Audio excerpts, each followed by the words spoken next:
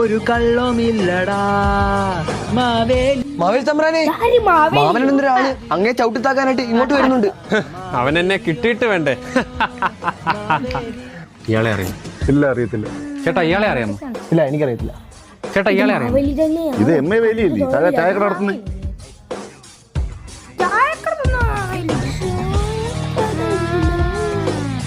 കിഴിപ്പൊറോട്ട ആരായിരുന്നു പറഞ്ഞേ? അതാണ്ട്.